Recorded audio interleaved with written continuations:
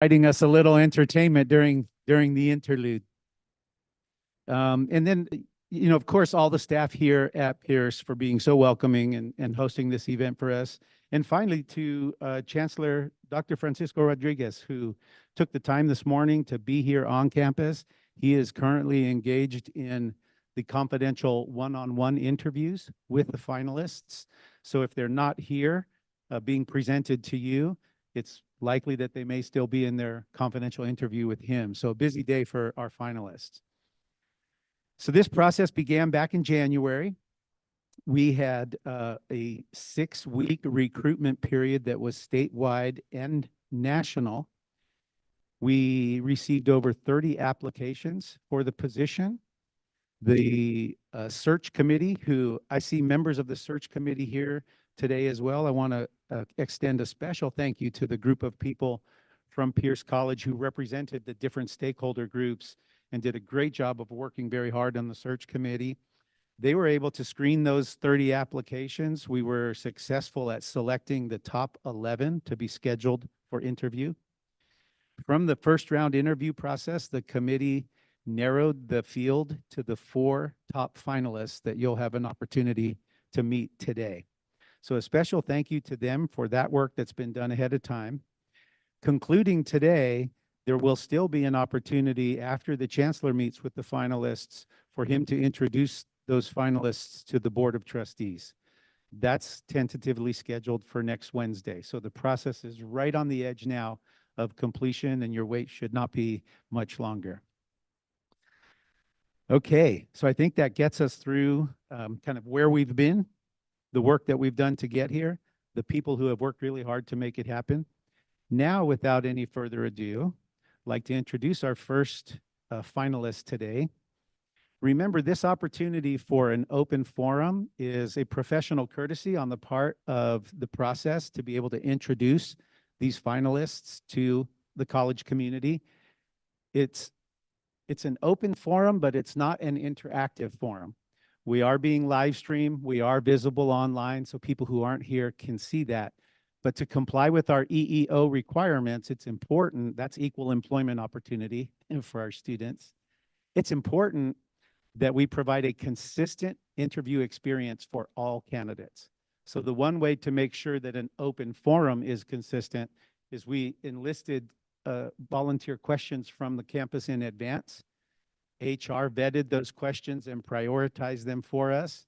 And we'll be asking, the same questions of all of our finalists today. And they will have that same opportunity to share those responses with you. Okay?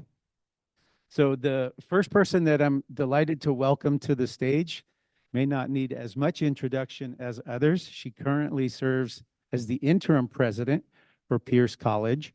It's my privilege to introduce Araceli Aguiar. Come on up, Araceli.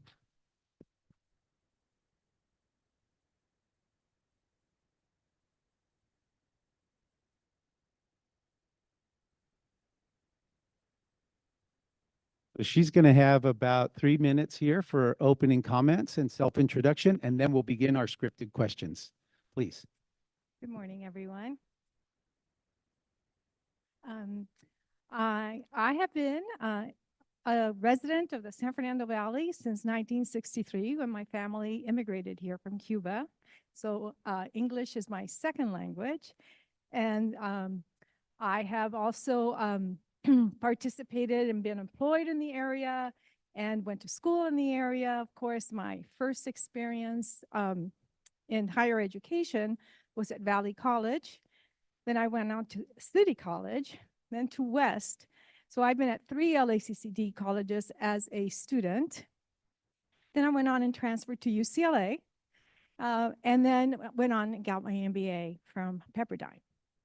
And started teaching for the district in 1987. I know some of you were not alive, especially the students that were playing that lovely music. And thank you. Started as an adjunct faculty, became a full-time faculty member, then went on to become a director, department chair, vice president of academic senate, and then I was offered a position into a dean in academic affairs, And at the time that I was dean, I was also the Teamster representative for the Teamster Union. Then became a vice president. And then I thought I'd retire. And that didn't happen because, because what happened was I was asked to help out at Pierce, and it was Pierce or gardening, and Pierce sounded much more exciting. And I could still do gardening while I was here, and decided to be interim president. Why? Because I love the district. I love the students. I love doing work for students. I've been very fortunate to have been involved in developing and creating many programs that have been very successful for the district. And one of them that I'm very proud of is the baccalaureate degree at West LA College. And then we just got ours approved by the state chancellor. So I'm very thrilled that we will begin that work. But most importantly, it's all about the students. I just fell in love being here, walking around. The people are great. The faculty have been tremendous. The classified staff and team, and you know, it's very telling when people say you really have made a difference. And so I decided to go ahead and stay and try to become your permanent president. Okay, very good. Thank you. Our first question, and these were vetted in a way that staff tried to select questions from different areas of topics so that we could spread that out just a little bit. These were questions selected from those that were volunteered by staff.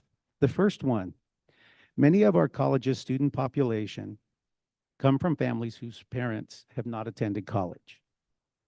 What do you perceive to be the need of first-generation students and the types of support services we can develop to support the first generation of college scholars? Well, having been a first-generation college student myself, I can tell you that the hardest thing is navigating college. It's really, truly not knowing. And when I started to go to Valley, I had no idea what I was getting myself into. I was actually dating someone at the time that was taking prerequisites for nursing. So I just hung out and learned off of the other students. Why? Because I had no idea what types of support services and resources were really available. I was working full-time and going to school at night. So I know what it's like to work. I've worked 30 hours a week my entire life since I started school. And what I see in terms of a support is exactly that, is to provide students those resources that they need to learn about what's available for them. What is the next step in the process? And I think that there's a tendency for students to get lost, and as a result, you don't feel that you can make it. Because that's how I felt. I thought, I don't know that I'm a college student. I don't know that I'm going to be successful. But I was very lucky, and I had wonderful faculty that really encouraged me throughout my entire educational life. So I could not go home and find out from my parents. My parents didn't even speak English. So it's been I was actually the household translator. So I had to learn it on my own from friends, from great faculty that would help me. I asked a lot of questions. So I think the key is to be more proactive with our students, have workshops that can become available, how to apply for financial aid now that it's gotten much more complex to apply. And I think that that's key. It's knowing what is needed by our students, and then also asking the students. I think surveying the students and learning from you, what is it that the students need? So that's how I see the support. And I think we have many programs here, the Multicultural Center, Umoja, Nuestra Comunidad, Mesa. All of those programs have been specifically designed to support wraparound services for our students. As a matter of fact, that process is very much in line with the vision of 2030 of our state chancellor, which is equity for student success, equity for student access, equity for student support. And that's the key in terms of these programs that we're initiating here at Pierce. Very good. Next question. Working within a large district that has multiple colleges, How will you navigate advocating what is best for Pierce College? The key is to be involved. I don't miss a single board meeting. Being involved in terms of committees with the chancellor, with the team at the district, engaged in the process of budgeting, allocation model, supporting the college, really knowing what the college needs, being very precise and tenacious, and staying on task about what we need, and and working with the district and the other presidents. For example, every Friday, 8 o'clock in the morning, the presidents are meeting about what we need. Also, and we work together. So fortunately, even as large as we are, one of the things that I have experienced has been that the other presidents and the district, it's like a family. We talk about our difficult times. We learn from each other. They really are true colleagues. So I think that advocating for the college has become an easier process and much more understanding, because it's an up and down world for each of the colleges. So we build ourselves up and ask for advice. So I can tell you that I feel very confident, having been in this district for many years, 37, if I didn't mention that before. And it's knowing the people also, who to network with, knowing everyone by name, establishing relationships with them, so that when you need something, they're able to, you know exactly when to pick up the phone and who to call. And knowing the processes, how to get an idea through. And communicate that across so that the district can then be responsive. Our next question. What ideas do you have to ensure fiscal stability given the impending budget cuts? Yes, that is that is something that we have been all talking about, including at the campus level, sharing it out with all of the constituents so that we are all well informed. The plan is to have a leadership retreat here at Pierce with all of the leadership in all of the different areas of the college, to really be clear about what is in front of us that we're going to need to face together. The other is that we have just established a financial team from the budget committee that is going to be working on possible recommendations that come to the president about strategies that we can implement. I've been through this before in 2009. It was a very, very difficult time for our state, and there was a 40% cut in our classrooms. So at that time, we didn't have as many resources as we have today. So I'm not expecting it to be as drastic as it was at that time. What is available is that we have categorical funding, strong workforce, Perkins. We are looking for grants. Just yesterday, I met with a group of people trying to go for a grant to develop and to support some of our initiatives. We have several grants. We have been very lucky in the past 2.5 years. Well, I wouldn't say lucky. We have really worked very hard to get these grants. But in the last 2.5 years, we received close to $10 million in this college because of the team and submitting for proposals, and we have received those funds to support the programs and our students. So that is something that I think we're going to really need to pursue. Any opportunity that aligns with what we want to do here on campus, and we can go out and look for foundation grants, all types of services that we can try and apply for. Very good. Next question. What would you do about safety concerns that were brought forward by students, especially students who attend courses in person at night or on the weekends? Well, yes, I was a evening student, so I know. And I know that this campus can be dark That is one of the things that I have noticed. And I do drive around at night and check out which light bulbs are out. And Paul knows I do that. But that is what I do. So one of the things is this, we listen to our students. We know that there are some areas of the campus that are dark. And one of the things that we need to do is to put some resources into it, whether we leverage the bond when we're doing our buildings, to try and make sure. There have been some complications. I'm actually learning what it's like to have transformers, electrical transformers that are crashing because they are so old. So I know that Measure LA is going to replace those. So it may not help. Sometimes things are not immediate, but there is a game plan to get more lighting into the campus, parking lots, also the Arboretum, the botanical gardens, all also darker areas that need to be looked at. Okay. Next question.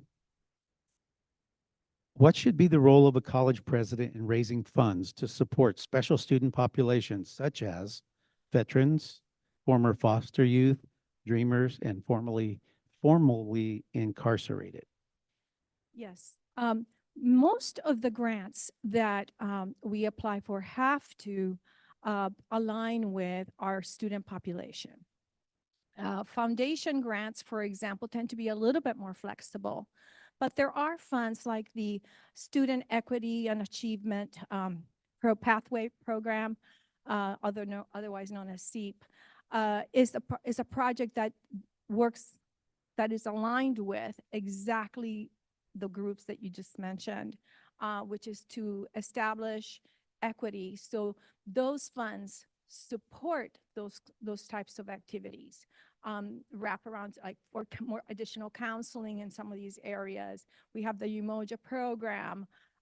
There are also grants from the federal government that you can apply for in specific groups when they become available. So I think it's always being aware of when those opportunities arise and be prepared to actually apply for them because they turn around very quickly.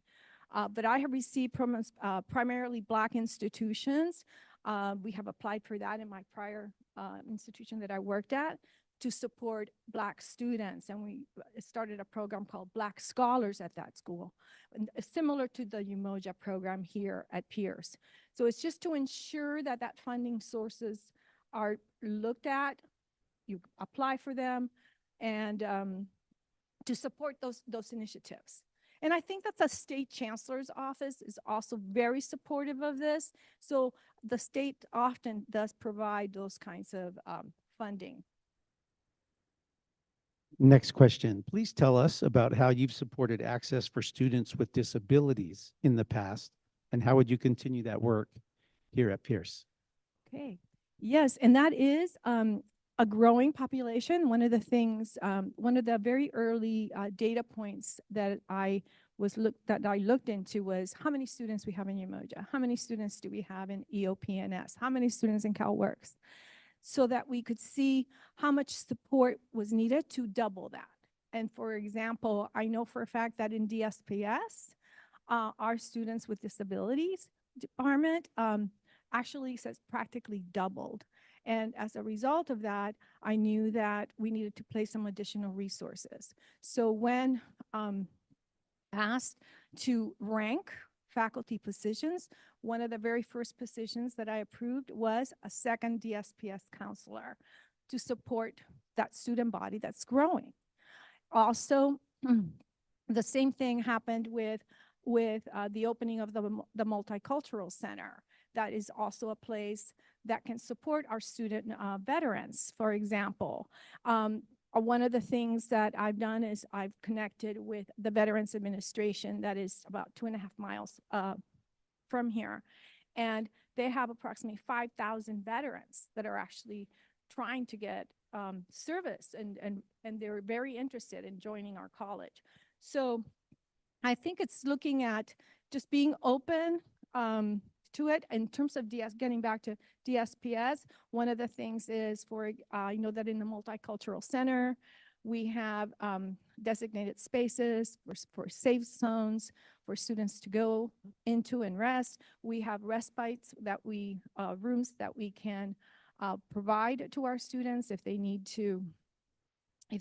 a break, and just have that opportunity or have that safe space. So I've worked in areas having a public health baccalaureate degree from UCLA. I am very much aware of the mental needs of many of our veterans, for example.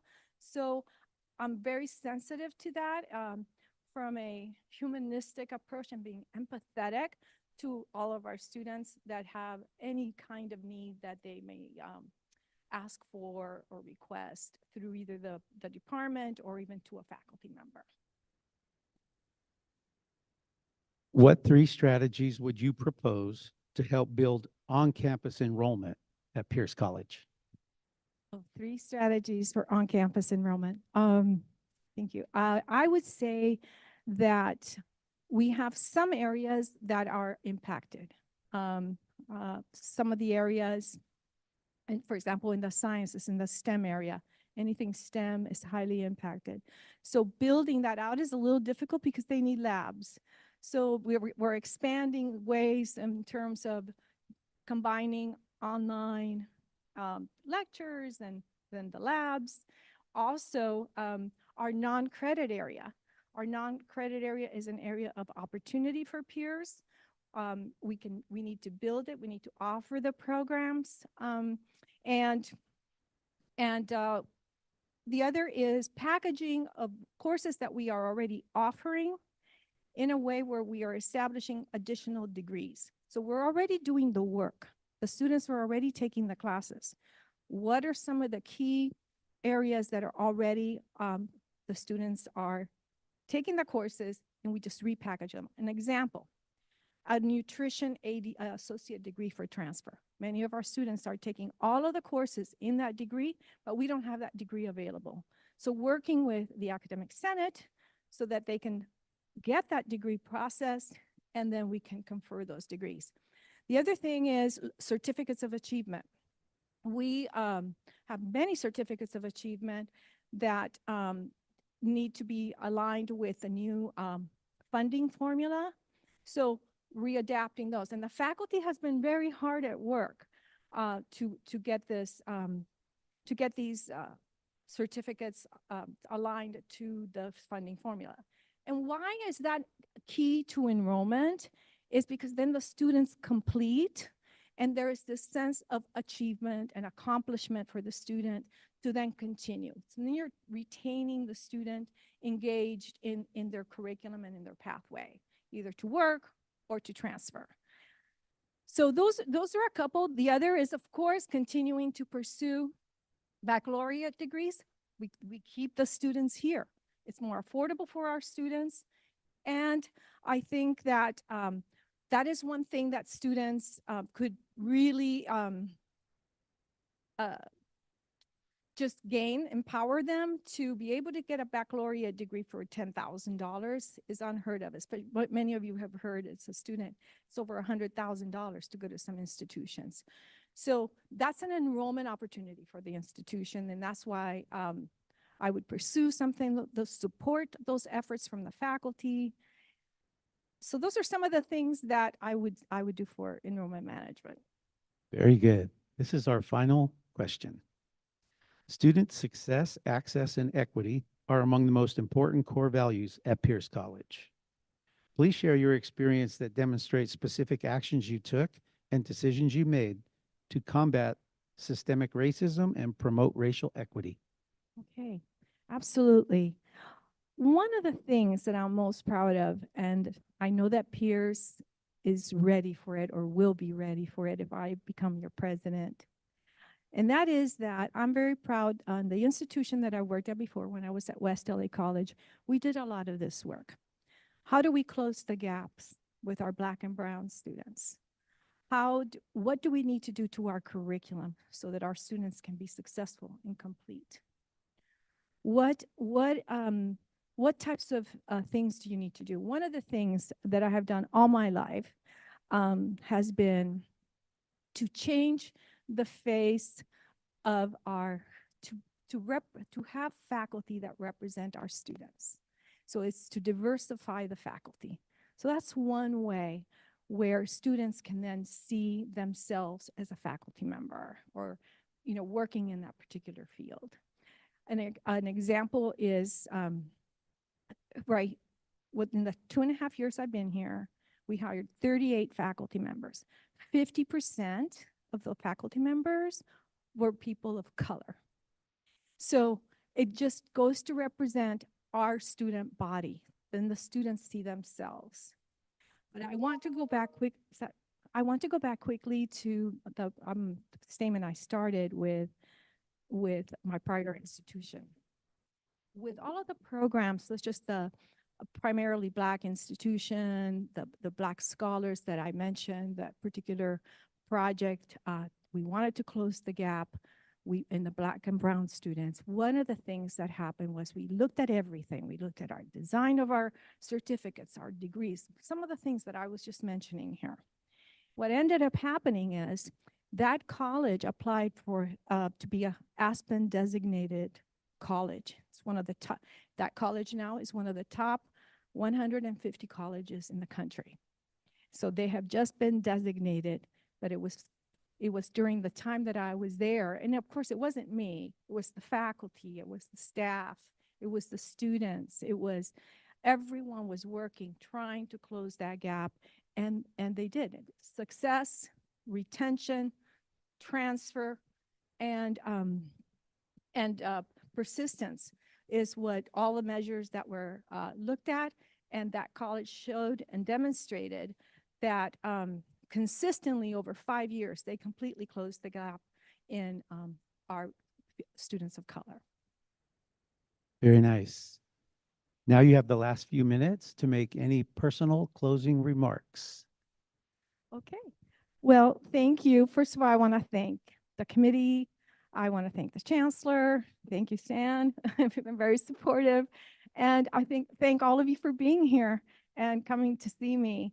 I greatly appreciate it. I know I am so committed to students. I love being around students. I love designing programs and getting engaged and just making a change and changing people's lives. Because that's what happened to me. I never thought I would be a president. And today I'm a community college. I didn't know what a community college was, and now I'm a president of one. So I know it changes lives. And I know that when I was a teacher or an instructor in my classroom, I was impacting those students right there in front of me. Then when I became the department, I was impacting all of the students, all of the other faculty that was involved in the department. Then when I became a dean, it was several programs that I was be able to impact students and improve their life. And then vice president, it just became bigger. The job just gets bigger, but the core stays the same. I stay on that core, and that is the student. And what do we need to do so that the students can be successful? So on that note, I will end. Thank you.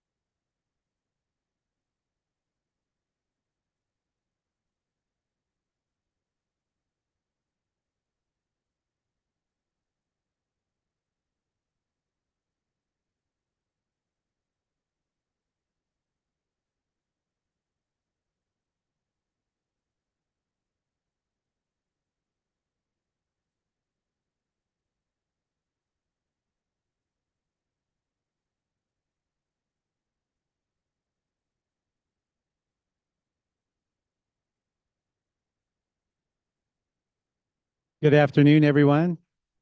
If you would take a seat, we greatly appreciate that. Welcome, everyone, to our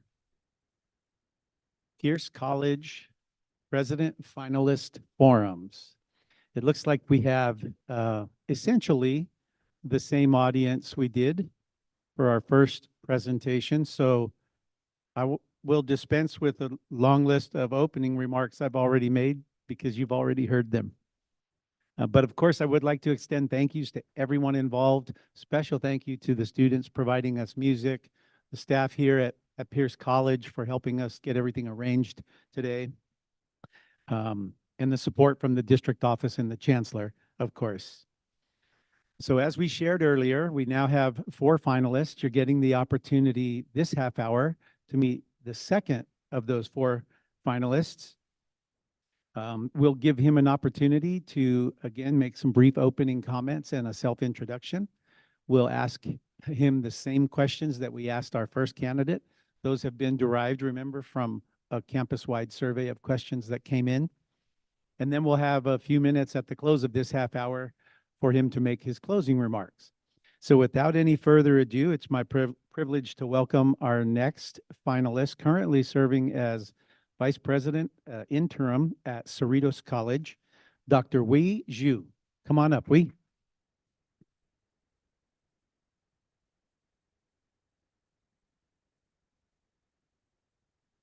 Hello. Hi, everybody. Can you hear me? Wonderful, wonderful. Happy Tuesday. Am I supposed to start? You can now give your opening remarks. Okay, Yes. thank you, thank you. Too excited and waiting to see what's going to happen next. Again, actually, I guess it's good afternoon, everybody. Again, actually, happy Tuesday, and my name is Wei Zhou, and just please call me Wei, please. And talking about a little bit about my background, I come from a pure traditional academic background. I have a PhD, and my disciplinary background is in education and also in biology. And I've taught and done research in both areas. I do want to mention my educational research focused on college access, student success, and closing equity gaps. That's, I see, in perfect match with Pierce College's focus. And postdoctorate, I actually was selected to be a Wheelhouse Fellow at UC Davis, and also selected to be in the inaugural CEO Leadership Academy. Both actually training opportunities really focus on making systemic changes, on improving student success and closing equity gaps. And in leadership roles, I've been, I guess, through different levels of leadership at the college environment. I've been dean, I've been vice president, and so I've been college president. I work as close as nearby Cerritos, and also a little bit further, I was working in the Inland Empire at Copper Mountain, Crafton Hills, and also I was down south working in the San Diego area at Cuyamaca College, and also up north in the Bay Area, Evergreen Valley College. I do want to mention all my colleges are Hispanic serving institutions, all have a major or actually affiliated programs. And also some of my programs and also LAPC, Asian American, Native American, Pacific Islander serving institutions as well. And because of all collective efforts at colleges I work at, I'm proud to share that we built innovative programs, instructional programs, including baccalaureate programs. And we build just-in-time student support services for our students. And we build extensive partnerships with K-12, four-year institutions, business, industry, government organizations, elected officials. As a result, the colleges I work at, we've always achieved enrollment increase, regardless of economy or what happens to other colleges. And we've done that through improving student success and completion and also narrowing equity gaps. When I look at the opportunity at Pierce College, although I'm not currently working at the college, I feel like an insider coming from outside. Because I lived, worked in the area. I know the players talking about K-12, four institutions, and other business industry partners I've had relationships with. And also I know, as I mentioned, the multi-college environment within the California community college system. And I really appreciate, I want to say, the opportunity at Pierce, because Pierce College is a college with tremendous reputation and also a history of success supporting our students' communities. So if honored to come, I really appreciate this opportunity to come work with everybody so that we can look into ways to further our academic excellence, establish academic identity, strengthen our enrollment, opening college access, and expand on our institutional and student support programs to better support our students and communities. With that said, actually, I'm ready for some more questions. Very good. Our first question. Many of our college's student population come from families whose parents have not attended college. What do you perceive to be the need of first-generation students and the types of support services we can develop to support the first generation of college scholars? Thank you for the question. Well, talking about first generation students, if they come to this campus, I really want to appreciate their effort. It takes a lot, as you know, to come to a college campus. And oftentimes, at the college I work at, I'm sure for Pierce College also, when students come to campus, they don't know what to do. Or if they're told to where to go, actually, in 5 minutes, they lost their next offices to go. So it's important that we establish a system and infrastructure that's really talking about from student perspective, student friendly, and student can easily navigate through. And student can get to quickly know who they want to talk to, who they need to talk to, and what they need information they need to grab, so that they can get into classes and they can get to the completion line. So they can actually further their education if they want to actually transfer to foreign institutions and get immediate employment if that's their career and educational goals. So how do we do that is something that we really need to be actually thinking about and working on. But with the current actually recent implementation of guided pathways, it really helps us to implement a lot of elements that our students need, especially our first generation student needs. That is to help them to find a career path that they want to get onto and help them to complete classes, register for next semester until they complete the programs, until they reach the finish point. That's actually easy to transfer or get employment. That we have the system that built into place. We work with our faculty, we work with our counselors, actually we work with various offices of student support so that we can provide, as I mentioned, just in time, inclusive student supportive services to help our students not to drop out and to provide them the help they need anytime they need it. And also to provide them clear guidelines, not very clear from our instructional faculty to lay out the program plan, course needed, and also our counselors working with our students to develop educational plan. We have class schedule based on student ed plan information so that our students will get the classes in the ed plan. So students can be successfully moving on through the pathway until completion line. That's what we need to focus on, providing as a support to our first generation college students. And on that note, I also want to mention, it's very important when we have first generation students, try to work with their parents as well, because that means that their parents have not actually attended college. In a knowledge-based economy, get their parents to come to us and get some college education. That really help us not only just to focus on high school graduates or high school students, but look at adult population also. Thank you. Okay. Next question. Working within a large district with multiple colleges, how will you navigate advocating what is best for Pierce College? Well, I guess to advocate for Pierce College, the first point is what we need to know, what Pierce College need, what we need to have, so that we can better support our students and our communities. And typically, that process is through our integrated planning process, where we look at our mission and vision, look at our strategic planning goals. How do we actually set goals step by step? How do we take on actions to help us to get to from where we are today to achieve our vision and our goals? And how do we strategically prioritize our action items and activities, and also look for resources? With that clear picture, that's how we go to district-wide. So everybody, college president, our vice presidents, deans, faculty leaders, classified leaders, our student leaders, we all know actually if we go to a district-wide meeting, if we go to a district-wide planning or budget meeting and student success committee meeting, this is what we want to ask for. this is, as a college, we decided that those are the resources, those are the activities we want to take on. Those are the resources that will help us to implement those activities to take us to where we need to be. And also, because integrated planning process, one component is outcomes assessment. So once we secure resources, we assess outcome, we can show that with the allocated resources, with our dedicated action plan, action items and activities, we've got to actually, we move needles. We've got to where we need to be. We're moving forward. We're moving towards our goal. That gets us more leverage to go back to the tables of district-wide planning, as I mentioned, and your budget or student success committee to say, with that kind of resources, we get to actually what we need to be. We know what to do more for our students now. So we need, of course, more resources to get to us. So that kind of alignment really is the best advocate for actually talking about supporting Pierce College in a multi-college district. It's not just to actually give anecdotal story or actually just argue for things. Let's get it real. Lay out what will make a difference for Pierce College to better support our students and communities. That's the most convincing actually approach. Thank you. Very good. What ideas do you have to ensure fiscal stability given the impending budget crisis? Sure. Well, first, I want to mention fiscal stability in a multi-college district is a district-wide issue that we need to look at.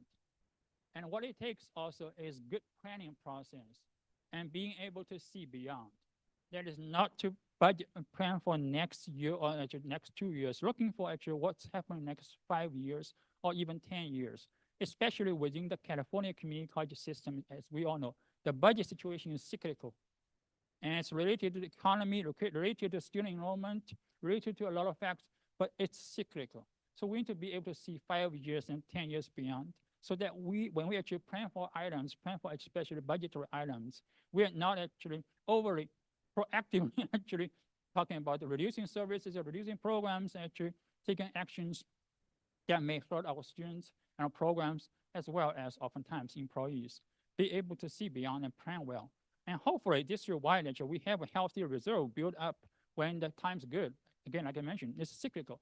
So when time's good, actually don't spend all the money we have, especially don't spend all the additional money we have. Build up a good reserve. And so that when time's bad, actually challenging, we have the reserve fund to help us to move slowly. Even if we need to make cuts, actually extend our time period so that we can make cuts. Actually, so think about if we make a cut, actually $2 million cut in 6 months compared to actually in 6 years, the impact is hugely different. And also at the same time, be more strategic about if we need to actually plan for a stability. There's not only looking at district and also district funding coming from state based on the state funding formula. What are the other resources and partnership opportunities to support our programs, support our students? There are statewide grant opportunities to fund student success and fund particular programs and to fund actually some equity efforts. And there are federal grants opportunities. There are foundations, my previous institutions secure funding from Lumina Foundation, Quasi Foundation to support a lot of our efforts. And also with our diverse student body, especially our diverse student body, a lot of them in need, how do we present our stories so that we can secure even more funding? Like from Mackenzie, actually, she's actually giving out a lot of funding, funding opportunity that will help us kind of move through if we have budget, challenging budget years ahead. Help us not to make drastic cuts and use those funding to kind of soften our, and then once 5 years, 3 years down the road, when the economy becomes better, the state funding comes to us, we are better situated to move forward. Thank you. Our next question. What would you do about safety concerns that were raised by students, especially students attending courses in person at night or on the weekend? That's definitely something we've been looking into for sure. Not only students and also our employees. If there's classes in the night, that means we've got faculty who's teaching the classes, and we've got classified support, at least who's there actually cleaning the facilities, opening and closing all the actual facilities as well. So the safety and security of everybody is important. I'm sure at Pierce College and LACCD overall, just like in my previous institutions, we've been always focusing on those safety factors. The lighting is important if we're talking about actually night classes, especially the lighting within actually the instructional facilities, student support facilities, and also all the way actually to the parking lot, to the students, or the bus stop. depending on how our students are getting out of campus. And also those actually security, even if we assume that there's no need for landline phone anymore. Everybody has cell phones. Need not be the case, especially in case of actually emergency or actually in safe situation. So those actually blue button actually emergency call actually is still important be available. But on the other side, if someone push the blue button or the red button, whatever the blue, whatever the button is, someone need to actually be ready to answer that. Because I've been onto a campus and I have a button underneath my desk. So I tried, but I was told that really no one looks at it. So I pressed it, I feel better. So do I have to tell anybody because there's no emergency? I really just actually by accident. No, don't worry about that. That is not good actually. Not to worry about that is not a good sign. So we need to be able to, someone need to be able to respond and help. And also if looking at extensive actualness of the situation we are looking at, and my college, my campuses at Cerritos, we have actually security really 24/7. So we have actually our campus police to help our students in the evenings if they need. So in the evening, if they don't feel comfortable, they can make a phone call to our campus police. So there are a lot of mechanisms that we can put into place. But the idea is to know how to better support our students and employees as well in evenings or weekends, basically in times that we don't have full operations in place. Thank you. Okay, next question. What should be the role of a college president in raising funds to support special student populations, such as veterans, foster youth, dreamers, and formerly incarcerated? Sure. I will say college president plays a key role in those functions. But also I want to mention fundraising is not one person's effort. We really need to put everybody's effort together if all possible. And because everybody is living in the communities, we all have those connections. So for the college president, how to effectively working with not only just our foundation staff, but also our faculty and staff overall, our students, especially through student leadership, looking at the possibilities, like I mentioned, to establish partnerships. Oftentimes, actually, when we draw resources, not monetary. A lot of programs, we have automotive program here, we have healthcare programs, we have actually agricultural equestrian programs here. Oftentimes, as we all know, a lot of equipment, actually, a lot of facilities donated to us. May not be monetary, but those really support our programs, support our students. So those kind of partnerships, oftentimes, is drawn by our faculty and staff of students. Just want to mention, for the college president to making sure to get everyone engaged and involved in the process or provide professional development opportunities, training opportunities for folks who may not think about that way or who have not had experience previously looking into those opportunities. And also, for the president, important is to go out to build relationships into the communities and help people to come to campus to see what's going on, at our classrooms and how we support our students and hear our faculty and staff talking. That's important. And one of my former colleges, for example, every semester we have the so-called college luncheon. We really invite folks coming from the communities to have lunch with us. And when we invite them to come, we have programs, we have students, we have staff sitting with them, next to them, so that we can share our stories. We can let them know actually what great things we've been doing, of course, and what kind of support actually we can appreciate. Those things would help us to draw more actually donors as well. And beyond that, I think, as I previously mentioned, being able to draw actually resources, going beyond to look for grants, looking for statewide, actually federal, and also big foundation grants important, and working closely, lastly, I want to mention, with our elected officials. Our elected officials, as far as I know, still state level, federal level, there's still earmark funding for us to secure. At Cerritos, we secure a lot of earmarks funding from our state legislators and also federal level legislators. They can give us actually sometimes $1 to $2 million to $5 million may not be that big, but those funds will really help our Child Development Center, Veteran Resource Center, and also different places.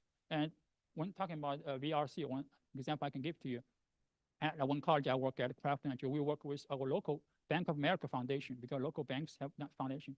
We work with them because the director is a veteran. So we work with them, establish relationships. Actually, he basically get us money from the bank foundation. That really helped our VRC that time, big time. So all those connections we need to make. That they're going out and invite people to come here. Very good. Next question, please tell us about how you've supported access for students with disabilities in the past? And how would you continue the work here at Pierce? I think that question is a little bit similar to the second question, talking about first generation college students.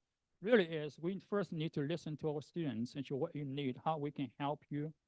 And go into the communities when we're looking at especially expanding college access, looking at our outreach efforts, be intentional about listening to our students, what they need, how we can provide to them. But oftentimes, physical disabilities is easy to identify. Here you can see. For learning disabilities, it's hard to identify and hard to find out how we can support. And oftentimes, when I was in a classroom, I've got a student with learning disability, but he just did not want to acknowledge because he's on actually military reserve also. If he acknowledges he has actual disability, he will be dropped out of military reserve. So some things like that, if he does not recognize, acknowledge, that means actually we don't get documentation from the DSP, Disabled Students Office.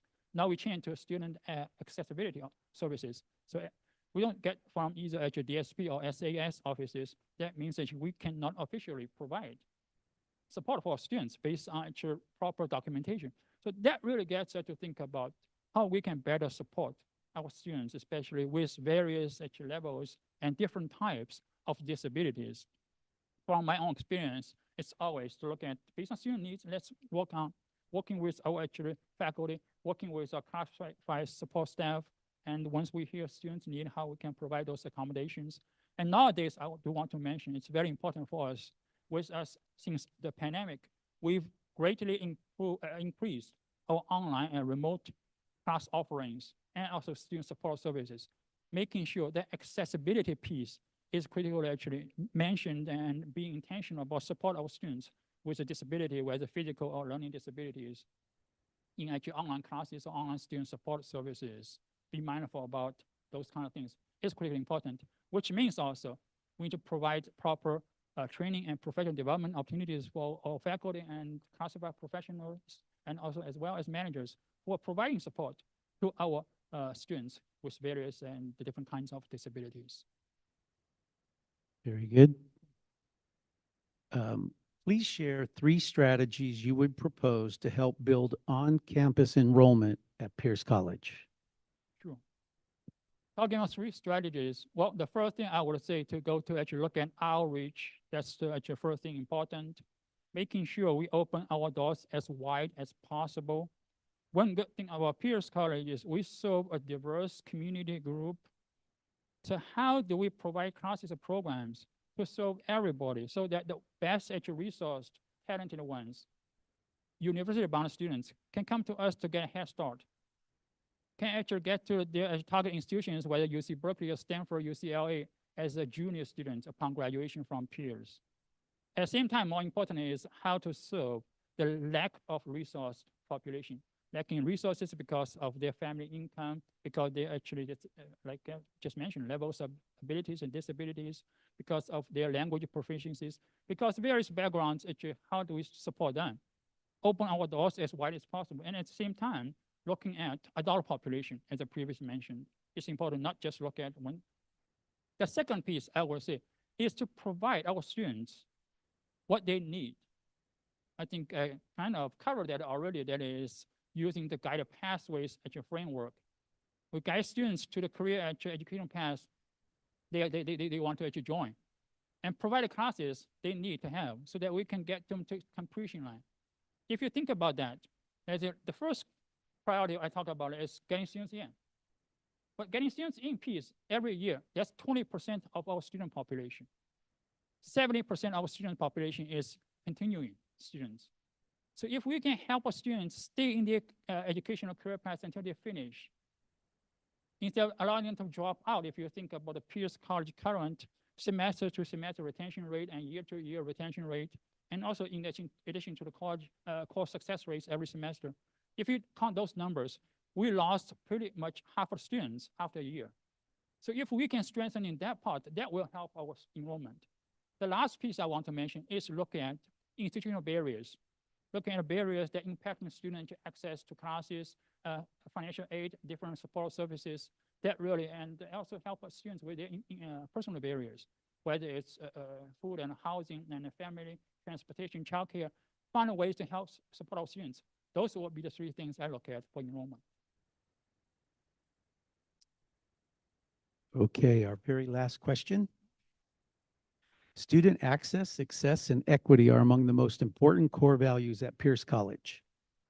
Please share your experience that demonstrates specific actions you took and decisions you made to combat systemic racism and promote racial equity. Sure. Thank you. That's a great question. I think I probably talked about that already during the previous questions. But I will say, actually, thinking about what I've gone through, working with different colleges, I do want to emphasize it's not my own personal effort, but working with everybody. We look at the institution, and also we look at district-wide also. Looking at district-wide policies, procedures, processes, making sure we have zero tolerance, basically zero tolerance against any discriminative behaviors, languages. That's the first piece important, talking about the equity piece, especially racial equity. The second piece, as an institutional researcher, I've led through or actually served as data coach to look at how do we disaggregate our student enrollment and success data. Once we disaggregate, if we can see there are any gaps among students coming from various backgrounds. If there are, how do we looking at interventions and strategies to close those gaps? Once we develop strategies, interventions, build that into our integrated planning process so that we can allocate resources to support our efforts. And some action plans I can share with you at different colleges we implemented. Again, like I said, it's we, not actually I did myself. At Evergreen, we implemented a program called actually, we strengthened the program. It was already there when I arrived. So we strengthened the program to support all African-American Black students, especially in the core areas of math, science, and English. At Cuyamaca, for example, we established programs working with our Native Americans to establish a Kumia Studies program, which is an oral language program to support an oral language, the Kumia language, an oral language. So we established an associate degree program to support an oral language, in addition to actually getting their students to come to us. And also, all my colleges I work at, because of all of them Hispanic serving institutions, we secured Title III, Title V grants to support our students, especially Hispanic, Latinx students, to complete courses and transfer, especially transferring STEM disciplines, because STEM disciplines have always having Latinx and Black Hispanic folks, students that's underrepresented, including one of my recent projects I've been involved with the faculty I work with. It's called a Citizen Science Initiative that is looking at building a pipeline from elementary school, middle school, to high school, to community college, and to four-year institution, working with some actually business industry partners to strengthen and to get Latinx and Hispanic folks into the STEM disciplines and complete and move on to get a bachelor's degree to enter the STEM industry. So those are things actually that we've been working on, really looking at closing equity gaps, especially amongst the students coming from historically background that's having experiencing equity gaps. Thank you, Dr. Zhu. You now have the remaining few minutes to make any closing remarks addressing the Pierce community in support of your candidacy. Thank you. I want to again thank you for your time. I know everybody's busy at this time towards the end of semester. Thank you for coming to this forum. And hopefully, actually, you've heard a little bit about me and got to know a little bit about me as well. And on a personal note, I do want to share with you, you probably can see me for now, actually. I'm a person of color. I'm an immigrant myself. I speak English as a second language. So you probably notice my accent by now. And I'm first generation college student myself. That's why I was talking to the question with some passion. And I come from a low income background. And we know college president is the image of the college, especially into the broader community.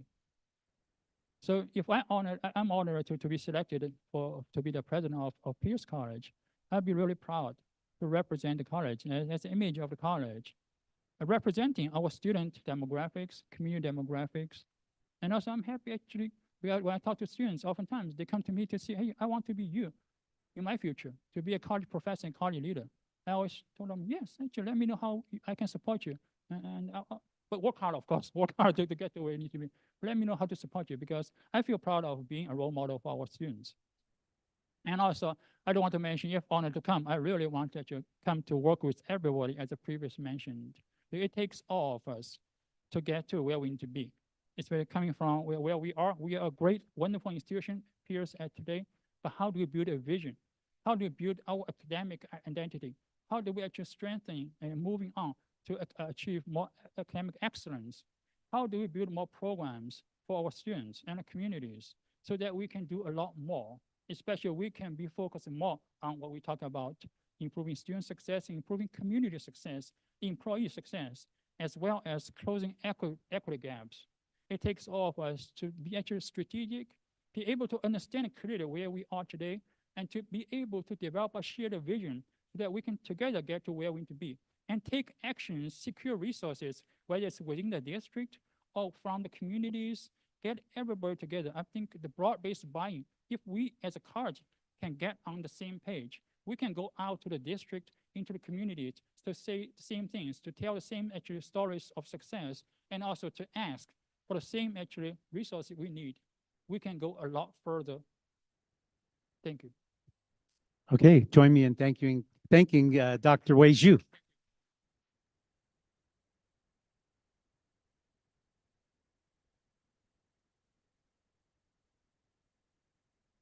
Okay, thank you all. We have another brief intermission. We'll be meeting our third finalist in 15 minutes. So take a break.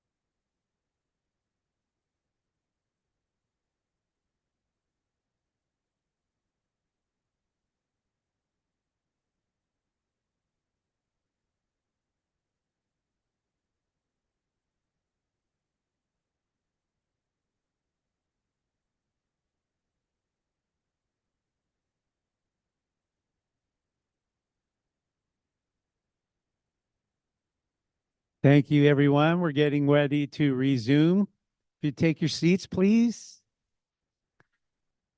Thank you again to all of you for making the time to be here. Looks like we've had a pretty consistent core group for our presentations. We appreciate that.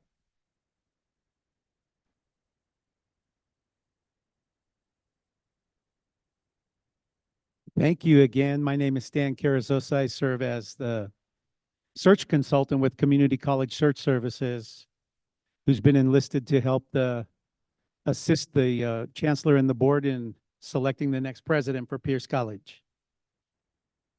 So we've been making our way through our 4 finalists today. You had an opportunity to meet finalist number 1 and finalist number 2. It's feeling a little bit like American Idol. I don't know. So it's a pleasure this afternoon to introduce to you our 3rd finalist. I'm going to ask him to make his way to the doorway right there. I hear him. And he is joining us today, most recently served as Vice Chancellor, San Diego Community College District, here today to meet you. We're going to give him an opportunity to make his opening remarks. We'll ask the same questions, and then he'll have a chance to make closing remarks. Please join me in welcoming Dr. Carlos Cortez. Carlos.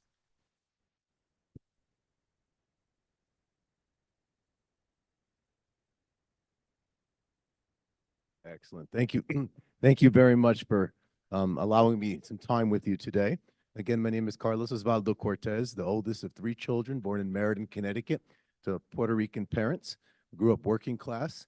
My parents worked in a factory during the day. They cleaned offices at night, and we went with them to clean offices.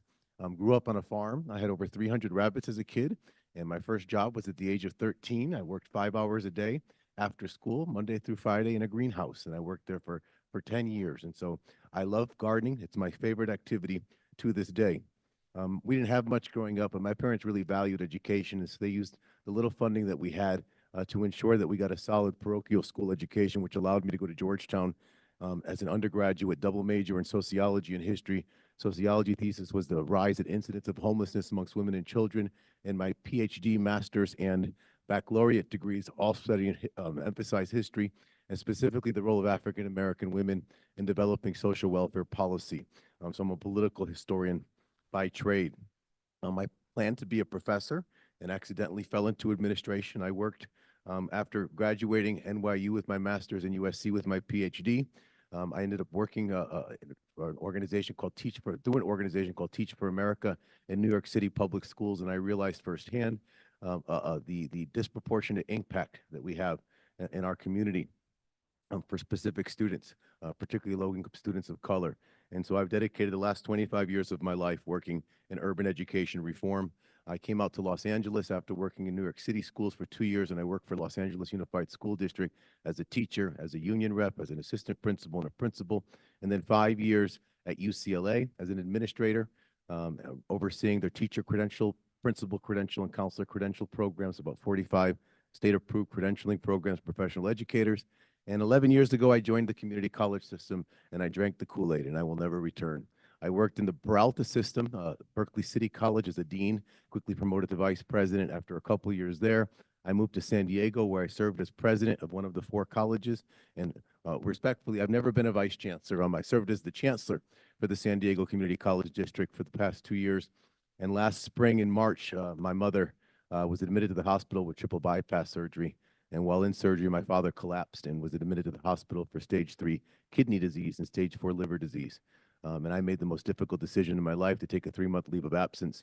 And I went back to the East Coast to be with my family. And while there, on a leave of absence, I made the most difficult decision in my life to leave the best job I ever had, working for the California Community College System, to take care of my parents for the past year. And this is actually the hardest work I've ever done, to be a caregiver. As an administrator, I believe that our family and our health must come first, or we can't support the students we're charged to support. And so I've worked as a faculty member for the past 20+ years at a variety of different institutions. You can find all this information on LinkedIn, I think, if you really want to dig deeper. But I love the California Community College System. I love what we do here. I love your chancellor, and I love this district. And I spent most of my adult life in Los Angeles, and I want to come back home. This college is very attractive to me because it's, in my opinion, the best college in the in the LA system. It has a reputation, bar none. There's another college by the beach that always claims to be the #1 transfer institution to UCLA. There are buses and billboard signs everywhere, but we know who really does that work here. And I think I could be a good ally in helping to take this college into the next century of work that lies ahead. Thank you for the opportunity to be here, and that concludes my opening remarks. Very good. Our first question. Many of our college's students' population come from families whose parents have not attended college. What do you perceive to be the need of first-generation students and the types of support services we can develop to support first-generation college scholars? At the end of grade 12, my mother insisted that I was going to grade 13. College wasn't a choice in my family. I asked to take a gap year, and I said, you didn't go to college, why do I have to go? And she enrolled in college the same day I did at Albertus Magnus in New Haven, and 4 years later, we walked 1 week apart from each other. But my mother could not have come to this college and taken 5 18-week classes at a time. She had to take one class at a time. Every other weekend she had class, and on alternate weekends, she worked with her cohort of students to make progress towards completion of her 4-year degree. I think we not only need to engage students, but we need to re-engage their parents as well. And I love this idea of parents coming back to school with their children. That's a way we can support the entire family. But I was a first-generation student. My grandfather's 33 siblings. My parents each have 10. I literally have hundreds and hundreds of cousins, and I was the first to go to college. My first day at college, my roommate, who was also from Connecticut, said to me, I knew a Puerto Rican once. My laundry lady was Puerto Rican. And I felt really like a fish out of water. I don't know if you ever read Obama's memoir when he talks about coming to the mainland from Hawaii and how he felt for the first time. He identified his blackness. He didn't realize his blackness until he came here. I didn't realize that I was a low-income Puerto Rican until I arrived at Georgetown University. I came home almost every weekend because I did not like being there. About a week into it, I went to the Puerto Rican Student Association thinking I would find my tribe. And these blonde-haired, blue-eyed Puerto Ricans from the island at the front of the room were talking about me under their breath in Spanish, that I wasn't a real Puerto Rican because I was born here, and I didn't speak proper Spanish, and I was probably a scholarship student. I know what it's like to be a first-generation student, and I know the supports that made it possible for me. They told me I had to take a English language learner class after getting accepted in December. In April, they sent me a letter saying I had to take an English language immersion class in order to attend Georgetown University. My parents didn't teach us Spanish as a child. I learned it later in life. They made assumptions about who I was. We make a lot of assumptions about who our students are, and we have to start by asking them what they need, because they often can tell us what they need. And that's the starting place to supporting student success. As a queer, non-binary Latino from working class roots, I can identify firsthand with many of the fears, trepidations that our students have when they walk through these doors. And that's why I've committed my life to creating opportunities and pathways for them to be successful.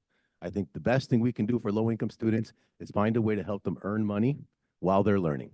Paid internships, to me, I think, are the key to helping support students and allowing them to enroll full-time, because we know our part-timers, they often fall through the cracks.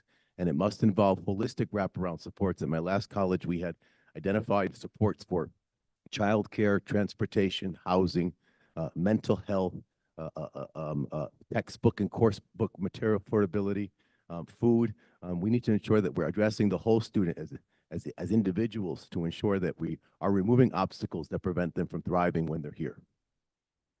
Very good. Next question. Working within a large district with multiple colleges, how will you navigate advocating what is best for Pierce College? Well, first and foremost, I think the community needs to identify what's most needed for Pierce College. And I think that happens through a strategic planning process where students and community leaders, faculty, classified professionals, adjunct faculty as well, come collectively together to identify the priorities for the organization.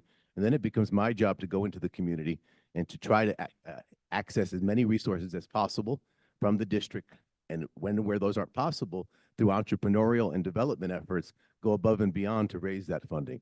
I'm very proud that the San Diego Community College District, over the past 8 years, I raised over $200 million, securing the 2 largest grants ever secured by a community college in the history of the state of California, because I believe that we need to go above and beyond to ensure that we're bringing in those resources to support the whole students and the needs of our employees as well. We forget that many of our employees are living paycheck to paycheck, and are also experiencing housing insecurity and food insecurity and transportation insecurity. And I believe once we identify what those priorities are, then you give me the marching orders to go into the community to raise that funds. Examples would be in my last district, we received complaints from the LGBTQ students, immigrants and refugees, veterans, formerly incarcerated, and foster youth, 5 populations that we consider special populations, all asked to meet with me collectively saying they needed additional supports on campus. And we went out and we wrote about $20 million in grants to bring in resources to support those 4 student populations across the 4 colleges. And the money was distributed proportionally across the institutions to support those students. But the first step in this process is identifying what the needs are, and then you give me the marching orders to go into the community and to raise those funds. I work for New York Public Schools. I worked for Los Angeles Public Schools. They're the 2nd and 3rd largest employers in the United States. I know what it takes to work in a large bureaucratic institution and to advocate for the needs of employees and students. I've also worked for Peralta in San Diego in the UC system. This would be an easy shoes to step into in terms of advocating for the students and the employees of this organization. Okay, a similar related question. What ideas do you have to ensure fiscal stability given the impending state budget cuts? As a multi-college district, it's imperative that we continue to work collectively as a system to maximize the pay points in the student-centered funding formula.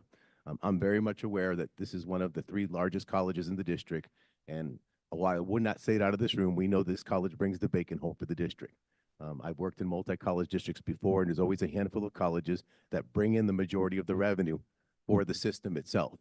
And so I'm sure there's going to be an expectation that this college will continue to serve that role for the district. But in turn, we also need to expect that we're getting proportionate rewards back from the district in terms of the revenue we're bringing in, the size of the institution itself.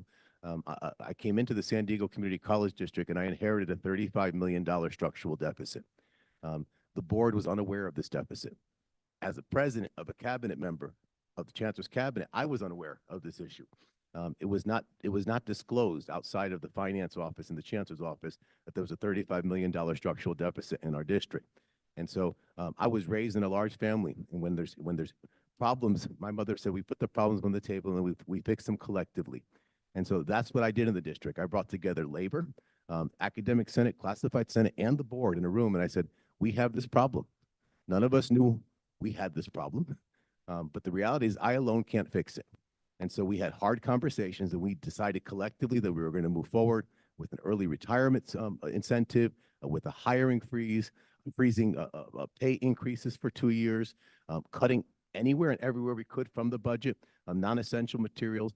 And I'm very proud that I was given marching orders by the board that I had 5 years to write the books. And I was very proud that we did so in 2 years. Not only did we eliminate the $35 million structural deficit, we had $16.5 million in reserves. But that could not have been done if we didn't come together as a community to have the difficult conversations about how best to move forward. That's my leadership style. I'm not going to come in and assume that I have the talent to fix all problems. But when the purse strings tighten, we are going to have difficult conversations about what our priorities are. And that's why it's imperative that at the outset of my tenure, if I'm offered the privilege of serving as your next president, is to identify the goals for the organization through a strategic planning process. Once those goals are delineated, that determines the allocation of resources. If this is a long-term and short-term objective for the college, that's where we're going to put the money. That's where we're going to put the staffing. That's where we're going to put the facilities. And then when and where there's gaps, then that's my responsibility to try to go out and close those gaps by bringing in supplemental resources. Very good. I should mention, we also gave the largest pay increase in the history of the California community college system, 9.5% at the end of those 2 years. So we went back those 2 years where people gave up their pay raises. We went back and we gave them more than they would have gotten had we given out those pay raises initially. Very good. Next question. What would you do about safety concerns that are expressed to you by students, especially students who attend courses in person at night or on the weekend? Our students don't feel safe on campus. It becomes physiologically and psychologically impossible for them to learn. There's a theoretician, the father of English language acquisition theory, Stephen Krashen, coined the term affective filter. And he's talking specifically about second language learners.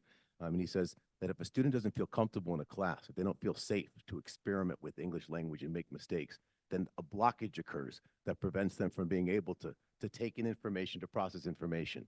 I think the same is true of all people. If we are in fear, we break down. And it becomes impossible then for us to learn, and even more impossible for us to thrive. And so safety has to be at the top of the pyramid of Maslow's needs. If these are concerns that are being echoed here, and I assume they're legitimate, then it becomes my primary responsibility to figure out what those concerns are and to ensure that we allocate resources accordingly. I'm not sure what resources are available on campus, but certainly there can be escort systems where students are hired as ambassadors to escort students to and from classes or to and from their car. Shuttle services across campus. I'm not sure what's available now. Emergency call boxes, and of course, the presence of more police. I'm not a big fan of having lots of armed police officers on campus. So in San Diego, we created a cadet program for young people who wanted to go into law enforcement, who were sort of like police in training, that ended up providing much of that coverage at our more porous campuses and where there was greater threats to student safety. Okay. What should be the role of a college president in raising funds to support special student populations, such as veterans, foster youth, dreamers, and formerly incarcerated? So when I came into the community college system in San Diego, my college and the district did not have a reputation, a track record of raising funds. They essentially ran the college based on the funding they received from the state government and the categoricals that came from the federal government. I believe that's not sufficient to serve the students in the way that we want to serve them. That's why, as I mentioned, I raised over $200 million. But again, when I say I don't mean Carlos. For every dollar we brought in, we took 10 cents off that dollar to reinvest in raising more money. And that allowed us to hire an executive director when I was at the college and a vice chancellor when I was at the district level, with support staff who were then charged with going after these funds. And there's two ways to do so. One is through entrepreneurship. It's leveraging the resources that we have to make more money. Civic center rentals. People have to hold retreats and weddings and conferences and meetings. We should be renting our campus at maximum capacity to bring in that supplemental revenue. There's a college district, San Mateo, where 10% of their students are international. For every student who lives in California, we collect tuition, we send that money to the state. If they're international, we keep that money. I know there's empty seats in our classrooms. Why not bring in other students from other parts of the world to have experiences here? One of my graduate students at New York University is setting up 2+2 programs in China, where students would do 2-year associate degree offered by an American college in China, and then they would come here and they'd finish the baccalaureate degree here in the United States. That could be a huge revenue generator. Student housing. In San Diego, we're building 800 units of housing at half of market rate, $600 a month as opposed to $1,200 a month for low-income students. That project in its first year is going to generate $2 to $3 million in revenue. At 10 years, 10 million. At 20 years, 20 million. There's a lot of land around this college. So there's ways we can leverage our assets to generate revenue. Customized training. When I went to San Diego, our contract education was $60,000 in the black. And I left, it was $9 million in the black.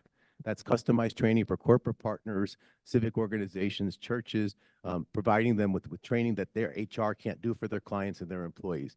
So that's one way to raise money. The other way we raise money is through development, but it takes money to make money. The money I invested in these efforts did not come out of the coffers of the general fund. It came out of the discretionary funding that we raised by ensuring that we took a little bit off every dollar we raised to reinvest in raising more money. Examples would be Congresswoman Sarah Jacobs gave us $1.5 million for LGBTQ centers. Congressman Juan Vargas gave us $1.5 million for DACA Dreamer centers. A state assembly member, Manshine, gave us $2.5 million for veteran services. Congressman Peter gave us $1.5 million for foster youth. Those relationships took years to build, but after they were built, there then was an expectation that if we're helping you to do your work, Congress members and state assembly members, we're expecting that you're going to bring the bacon home for us as well. It's my understanding that your local congressman is bringing in $2.5 million to support the biomanufacturing baccalaureate program. Those types of funds should also be leveraged from our elected officials to support student success and student supports outside of the classroom. In addition, of course, there's all types of private foundations and private donors. It take a little time for me to come into the community to build some of those relationships, but as a charter school principal for pregnant and parenting teens in Rampart, I raised over $10 million after raising $80 million to build the building. And so I have longstanding relationships with most of the major foundations here in Los Angeles because of the experience I had in your community. Okay, our next question. Please tell us about how you've supported access specifically for students with disabilities in the past, and how would you continue that work here at LA Pierce? I'm very proud that San Diego Community College District is the second largest in the state, the seventh largest in the country, 100,000 students, 5,000 plus employees. I hired the first deaf employee ever hired by the district. After 6 months, I learned that this employee, this counselor in DSPS, was only seeing students who were deaf. And I asked why. They said, well, it's too expensive to give her a translator. So first, we have to model it with our employees. I said, this is not appropriate. We don't have our Vietnamese counselor only seeing Vietnamese students and our Black counselor only seeing Black students. She's a counselor. She should be able to see any student who walks in. If there's a language barrier there, we need to provide with the services necessary. Second, I was dumbfounded to find that when I came to the college, we had public events such as this one, and in order to have a translator present, a sign language translator, someone had to request them in advance of the event. I changed that practice. That's not how we run an organization. We make an assumption that every time we hold an event, there's going to be somebody who needs those supports. It was very costly to do so, but we did so. I worked in Los Angeles Unified School District as an assistant principal of special education students at Grape Street Elementary. If you don't know Grape Street, that's where both the Bloods and the Crips were formed in Watts. My mother was a high school autism teacher for 5 years. In our entire life, emphasized the importance of inclusion. I am absolutely committed to supporting all of our students. I believe my track record has shown itself in terms of the efforts I've taken to ensure that the campus is centered around supporting all students, including those with disabilities, by centering our decision-making about new programs, new athletics, new student services around the voices of students by putting them at the center and the start of those decision-making processes. It pains me that when you look at the percentage of students who receive DSPS services at a community college versus the percentage who receive them in 12th grade is proportionately much smaller. So, if you were to take 100 high school students coming out of 12th grade, you probably find 7 or 8% of those students are DSPS students. And our colleges is usually less than 1%, which means something's happening by the time they leave high school and the time they come to community college, and we put the onus on them. We have their transcripts. We know which students receive DSPS services. We should be working proactively to enroll those students in these services as opposed to putting the onus on them to come to us to seek out those services. Okay. Next question. Please share 3 strategies you would propose to help build on-campus enrollment at Pierce College. When the pandemic hit, an initiative I had spent 5 years at the College of Continuation we went into pilot phase, what was called the Interactive Competency-Based Online Micro-Credentialing Academy. I know it's a lot of words.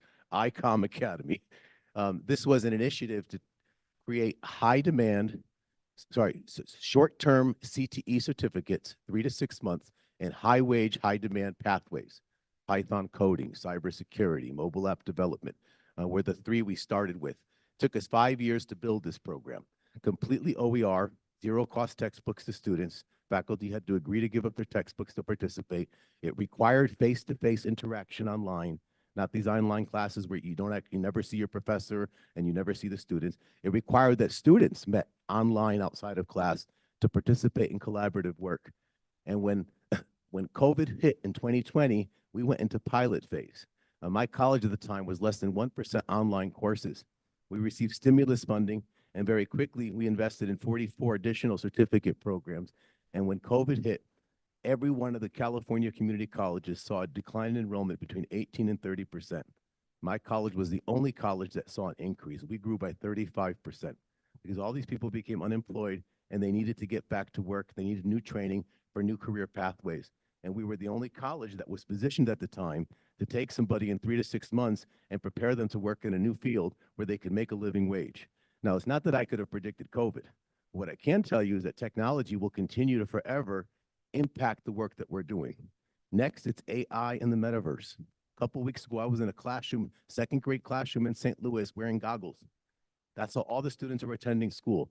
That second grader in a decade, when she enters high school, is going to expect to take in current enrollment wearing goggles. And we're not prepared as a system to meet those students in a way that they're going to want to learn. But the proprietary institutions are already preparing for this work. In terms of enrollment, 3 opportunities.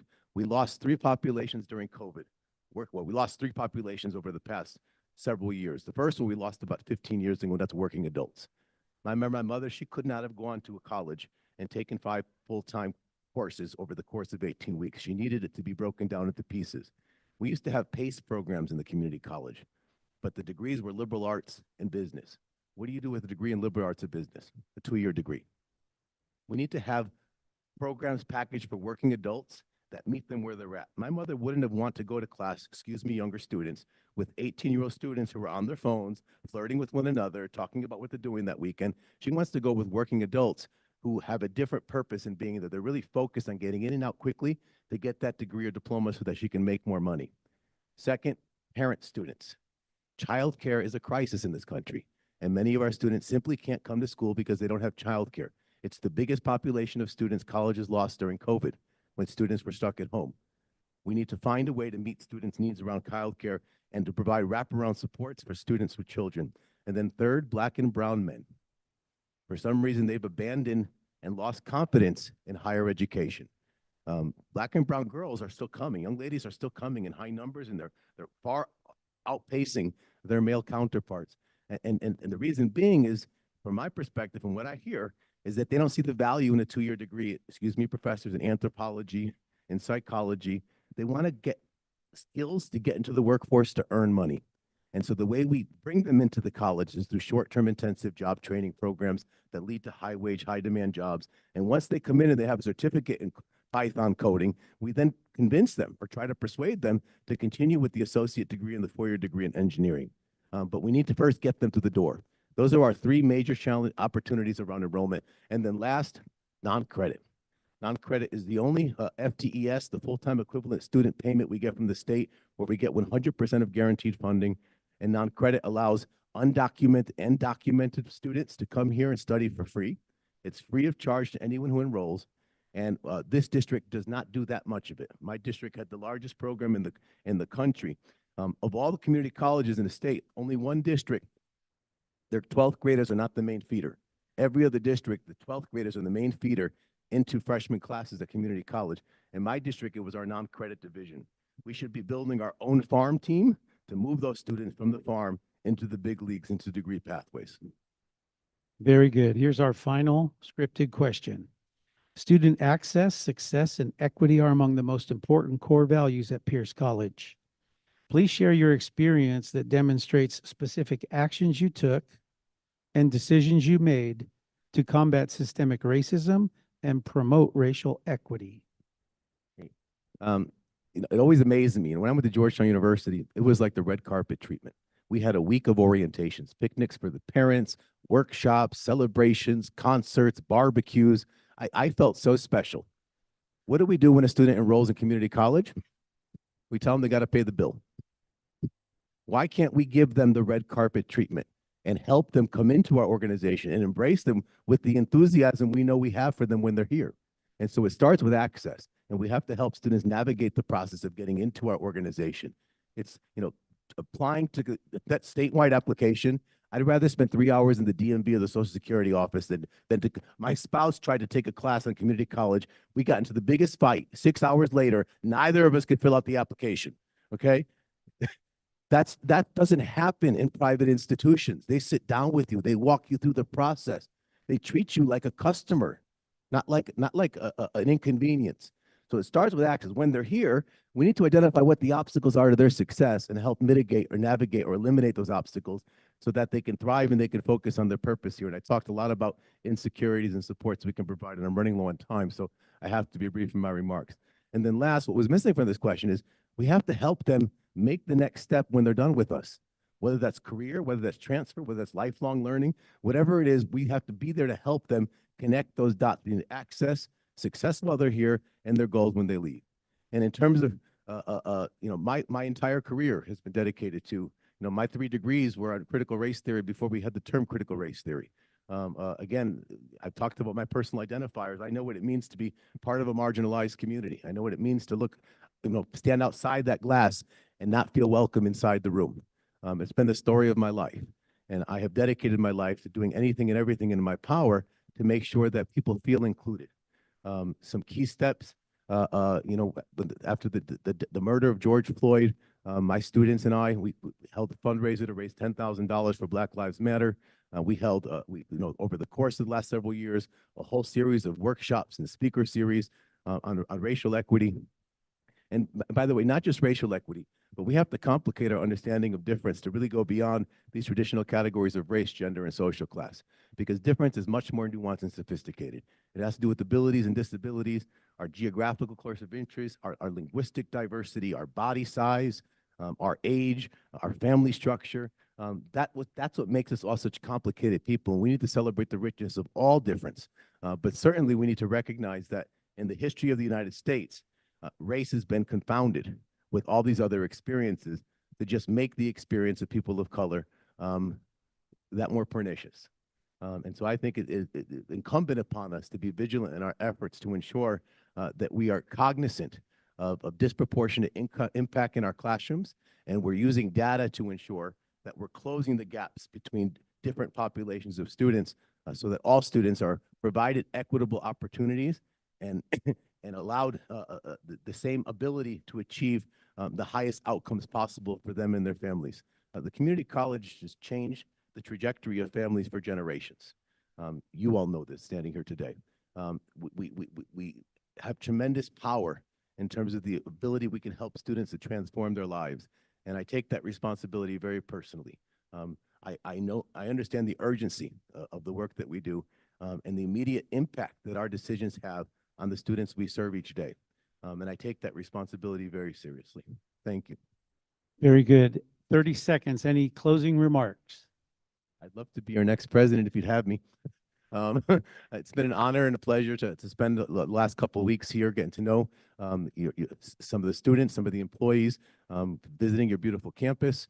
You know, I'm excited about the possibility of coming to work with you and to help you build upon the wonderful work that you have done in the past to establish the solid reputation that Pierre College has, not only in Los Angeles, but really across the country as one of the premier community colleges in our country. Thank you again very much for this opportunity, and I wish you all good luck with the process, and I hope to see you around very soon. Take care.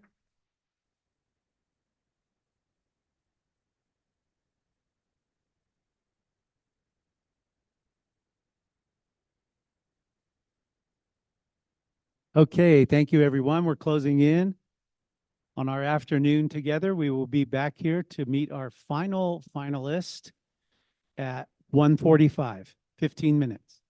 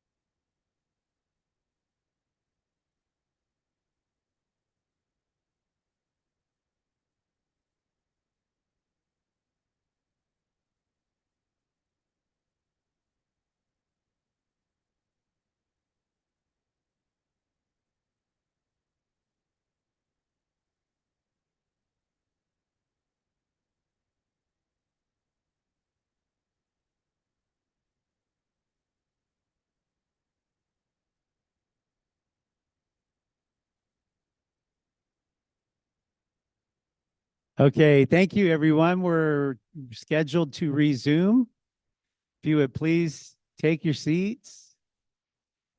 Thank all of you, especially those of you who have spent time with us all morning this morning. We really appreciate that. Again, my name is Stan Carasosa. I work with Community College Search Services. I'm helping the district in the search and selection of the next president for Pierce College. Just by way of a quick reminder, this is our final finalist for the day. Remember that we began this process back in January. We advertised statewide and nationally. We received over 30 applications. The committee successfully screened 11 for interview. Those first round interviews were held, and 4 finalists were recommended to be advanced. Those finalists, as of the conclusion of our forums today, have also held their confidential individual interview with the chancellor. So with those 2 things being completed today, when we finish our last presentation, you can sit tight, as they say. The next and final step will be for the chancellor to introduce finalists to the Board of Trustees. He has tentatively scheduled next Wednesday to do those introductions. Shortly after that, we'll be hearing an official announcement. So the time is getting close. Special thank you to everyone again, particularly our students. Dr. Gaga, thank you so much. Now, without any further ado, our final finalist joining us today currently from the Peralta Community College District is Dr. Nathaniel James. Help us welcome Dr. Nathaniel Jones III. Come on up. Nathaniel Jones III.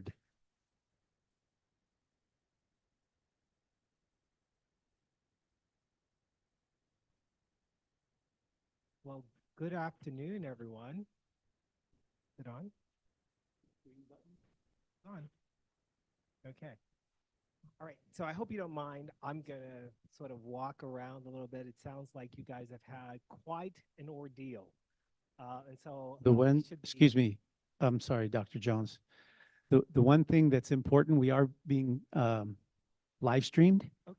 And so our camera is set for you to be here, but you don't have to stay right behind the podium. You can move to one side or the other, but we need you on the stage to be able to be seen.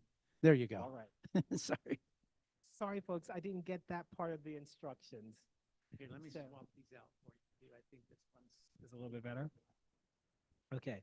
So again, I am Nathaniel Jones III. It's my great honor and privilege to meet you all today. I understand that you've had an opportunity to at least peruse my brief bio.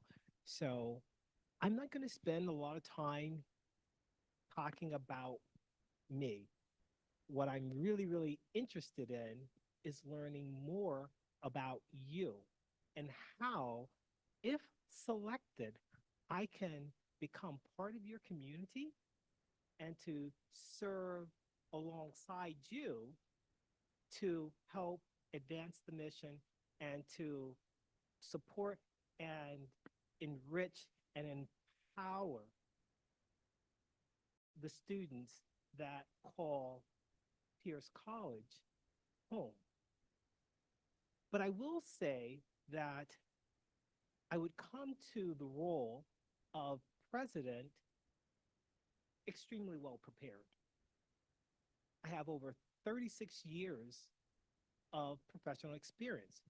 23 have been in higher education. I've had the wonderful privilege of working for 2-year and 4-year institutions, both public and private. I've worked in the areas of academic affairs, student services, and administration.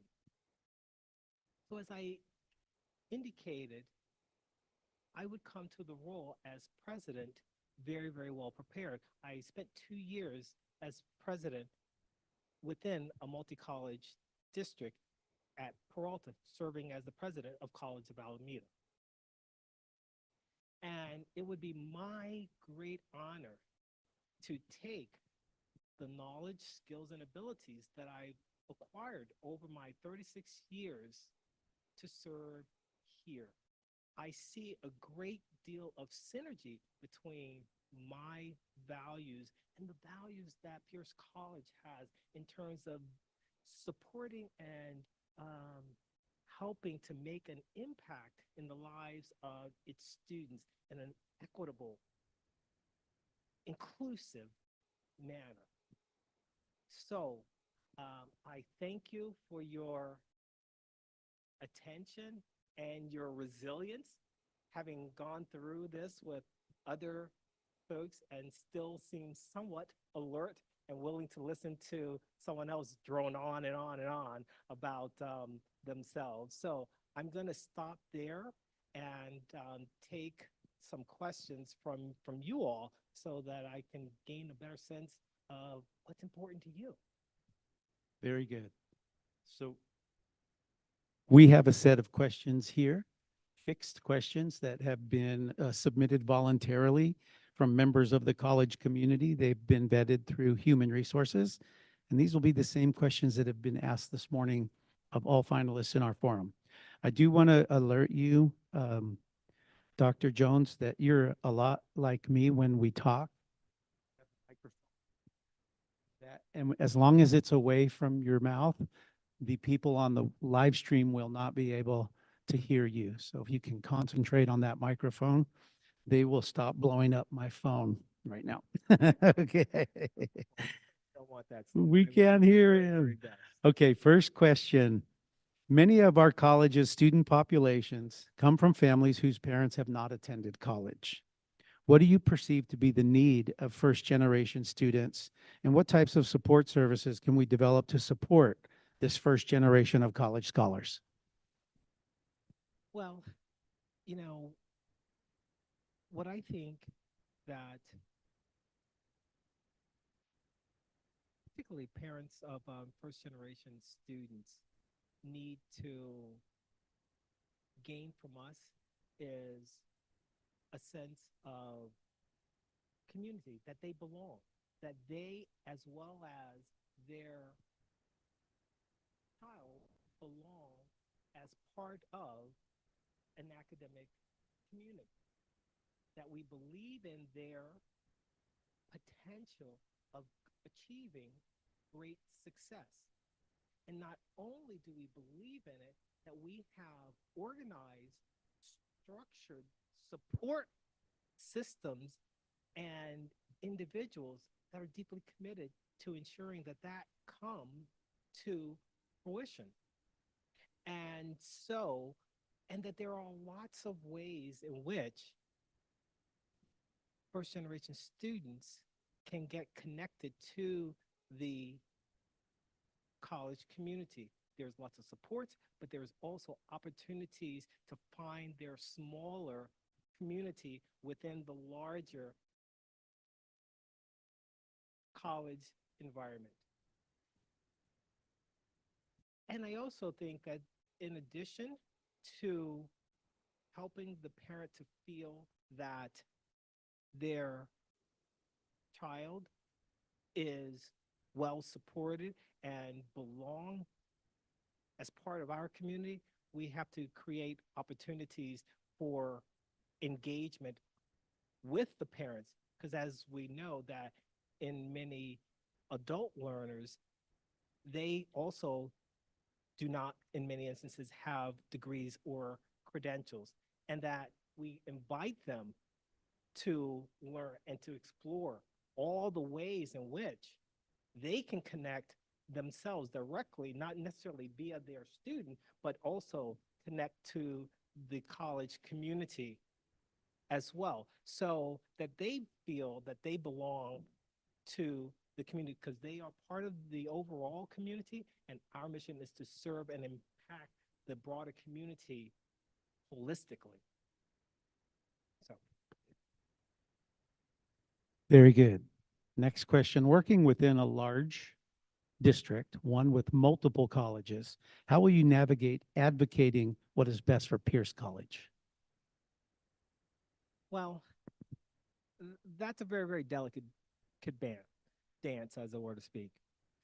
Uh, Having worked in two different multi-college districts, you have to look at and do quote unquote. I apologize for a little bit of econ geek speak, but you have to do a cost benefit analysis.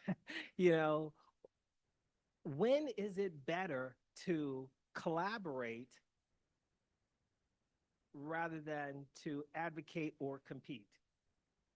And so you need to do both and be quite effective at both. So I think the issue is, in what capacity am I more likely to produce the kind of outcome that my college needs? Is that best achieved through advocacy and emphatically taking a position and providing evidence and supporting that and working to convince others that that position is the best position and why it's so important to Pierce College in terms of advancing our mission and supporting our students? Or can that objective be more meaningfully or more expeditiously achieved through collaboration? And so it really depends on the situation, it depends on the data, the circumstances as to which of those strategies will likely to produce the best outcome. And at the end of the day, isn't that what's most important, is achieving an outcome that is in the best interest of the college? Okay, thank you. What ideas do you have to ensure fiscal stability given the impending budget crisis? Oh, okay. So what I would say to that, there are a couple of things that I think we could do. One is really, really look at and carefully pursue strategies that give us greater benefit under the student-centered funding formula. What do I mean by that? Okay, one thing that you may want to know is certain measures within the student-centered funding formula, like credit, FTS, there's a rate that is associated with that. So you credit FTF times the rate gives you a certain amount of revenue. Okay, however, but the way the formula works for the credit FTS, it's 3-year average. So if you're improving your FTS in credit, they take 3-year average times the rate. Now, there are certain other metrics in terms of FTS for, say, for example, dual enrollment, or what they call special admits, or CDCP, which is career development and career preparation. And for justice impacted individuals, well, the rate for those FTS is higher. Not only is the rate higher, but for those measures, they use the prior year data in calculating the revenue from those. So the payback is sooner and you get a higher rate. So if we prioritize the production of FTS in the areas that produce a higher payoff and quicker, then those are some of the ways that we could actually benefit under the student-centered funding formula. And, and I have a lot of experience doing financial modeling and things like that, even under the student-centered funding formula. One other thing that I would say is the student-centered funding formula, it has the 3 components, the enrollment piece, and then the supplemental supporting low-income students, and then the success piece. It's all part of what one would consider a structure whereby it's quote unquote pay for performance. And so it's using fiscal or economic incentives to change behavior. I just so happen to have co-authored a book chapter with a colleague from UC Riverside on the use of fiscal incentives to influence behavior within healthcare and higher education. So I come at this as a practitioner, but also as an academic, having understood these kinds of systems, what makes them work, how do they work well, and how can they be sustained? Very good. Next question. What would you do about safety concerns that were raised by students, especially students who attend courses in person at night or on the weekend? The first thing that I would do is I'd really try to speak with the students to understand exactly the nature of their security concerns. Because until you have a good understanding of what the issues are, then you don't have a particularly good way of deciding on how to address those concerns. So some of the concerns um, may be addressed by increasing lighting in areas, deploying more blue boxes or the emergency call boxes that they have. It could be, having increased security patrols. So the other thing is, and I've done this, is, do a very comprehensive security assessment and understand what, you know, how, what might be the best kind of remediation to the specific concerns that the students have had.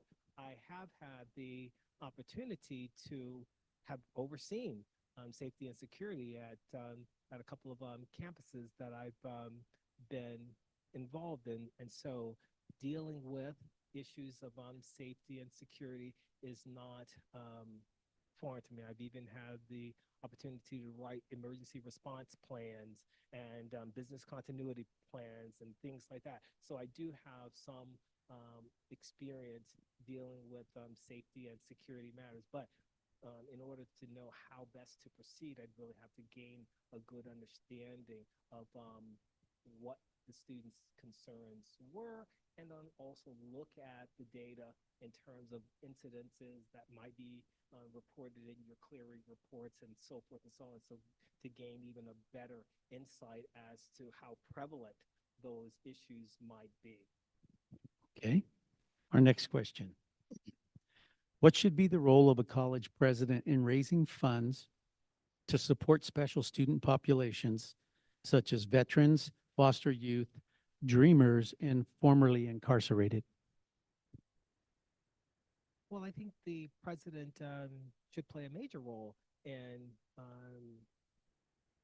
developing and securing resources for those special populations of students, but for the campus at large. I think the thing is this: as a president, particularly in terms of trying to engage in fundraising for special populations, is I would be your voice. I would be the one communicating your stories in a compelling and impactful way. I had the privilege of awarding students the President's Scholarship when I was at College of Alameda. And it was both a rewarding and difficult assignment. The rewarding part was I got an opportunity to meet students and provide them with some economic resources to help make their educational dream a reality. The difficult part was only having one or two of these scholarships to be able to give out and having to make the tough choice of deciding between very, very compelling stories. Stories of great resilience, stories of students having overcome significant challenges to be where they are and succeeding tremendously. So that was difficult. And so I get the importance of it. And so I would absolutely work with the foundation to help bolster scholarships. I have experience doing that at one of the institutions that I worked at, helped them raise, we had a capital campaign, and I helped them raise $15 million. I was at College of Alameda. It was our 50th anniversary. I was just starting as president, helped them to raise, $150,000. So I do have background in and experience with fundraising, but I think the primary role is really to be an effective storyteller, telling your story in such a impactful, compassionate way that folks want to assist you to realize your dreams. Thank you. Please tell us how you've supported access for students with disabilities in the past, and how would you continue that work here at LA Pierce? You know,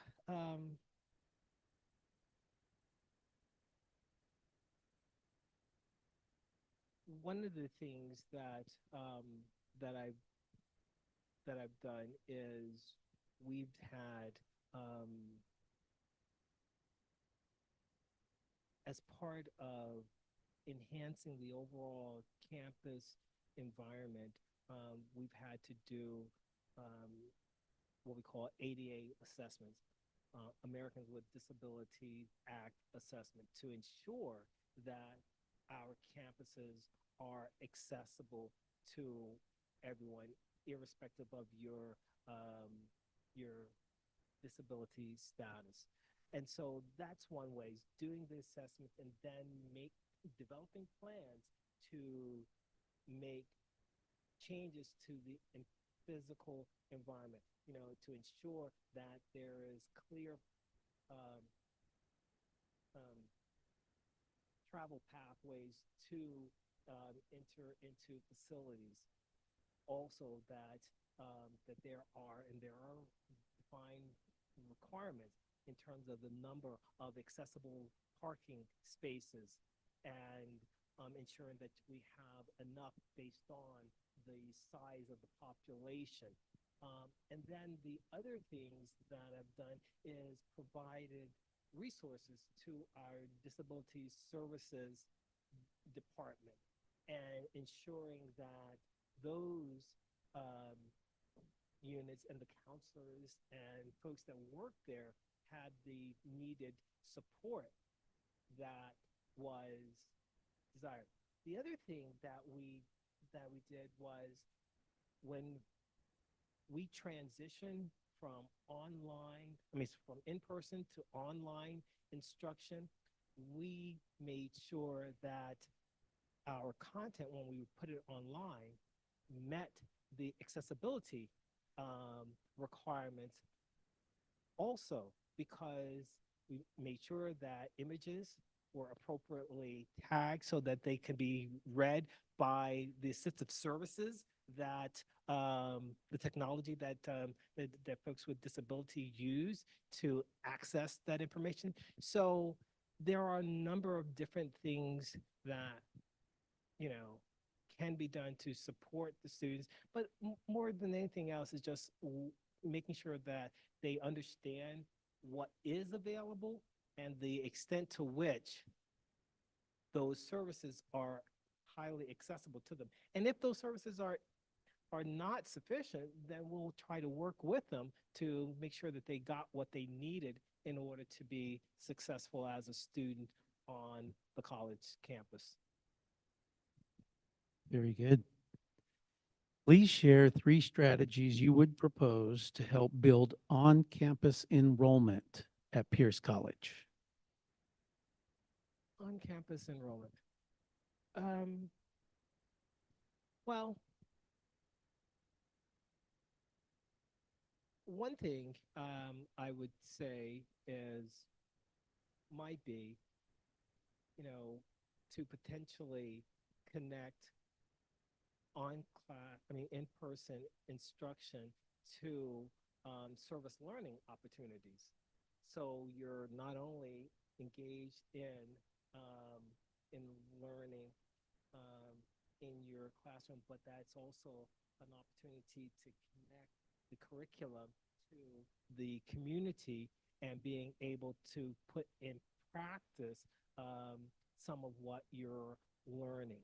I think that's one strategy that could be done. The other is look at increasing perhaps some of the offerings in some of the STEM fields, and also because of the pedagogical approach that's needed, that's more effectively provided in person rather than online. And then the other is perhaps grow some of the career education and technical programs. Once again, for pedagogical reasons, these programs are best delivered more in a in-person modality as compared to online. The other is the last one, I know this asked for 3 and I gave you, this will be a 4th one, but the other one is enhancing, like hybrid and what I would call sort of low residency kind of programs where you have some of the instruction that's delivered online, and then you have particular segments of it done in person in sort of cohort kinds of arrangements that's more intensive over like multiple days, kind of like an executive kind of program. You bring them together for a really, really dynamic, highly energized campus experience, and then they also have online instruction as well. So those would be a couple of things that I think could bring folks on campus, as well as just having more events and things like that on campus. Very good. So this is our final scripted question for this afternoon. Student access, success, and equity are among the most important core values at Pierce College. Please share your experience that demonstrates specific actions you took and decisions you made to combat systemic racism and promote racial equity. Okay, that's a good question. I agree. Ensuring students' access and equity leading to equitable student success is vitally important.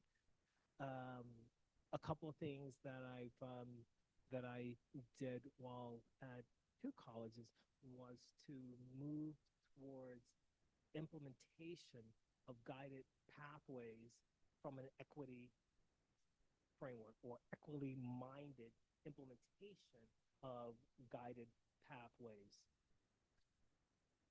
Additionally,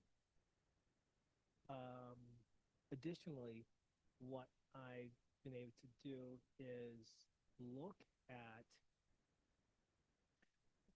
literature indicates that it's really, really, students are more likely to be able to succeed when they see educators that resemble them in terms of the classroom. So one of the things that I did is, as president of College Alameda, I intentionally indicated that a goal that I had, was to increase the diversity of our faculty. And so I specifically set that as a college goal. And then I personally was involved in the hiring of every single faculty that was that we hired. And it was intended to ensure that everyone had a fair opportunity and that we were being more expansive in terms of how we view qualification, such that everyone had a more equitable opportunity to become part of our faculty, to contribute to making a positive and meaningful educational impact for our diverse body of learners and students. And so those are a couple of things that we did. We also joined the USC Race and Equity Alliance to create professional development opportunities for the entire campus community. We provided support for faculty to engage in professional development around culturally responsive pedagogy in terms of enhancing their ability to provide culturally relevant instruction in ways that engage a diverse population of students and learners. So, you know, these are some of the things that I've done and would seek to do here if I were privileged enough to be accepted by you all as your next president. Okay. Before we wrap up, I just want to remind all of you that following Dr. Jones' presentation, this will conclude our finalist forums for today. Thank you all for being here and giving us your time. We now have the final 3 minutes for you to give us your closing remarks. Okay. Wow. Well, what I'm going to say is this. Thank you very much for inviting me to be considered for the presidency here at Pierce College. It would be my sincere honor and privilege to serve as your president. Not to come with all the right answers, because I can't do that.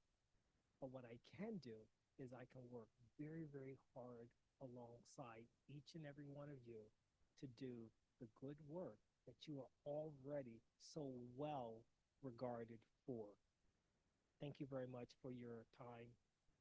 Appreciate it. All right. Join me in thanking Dr. Jones.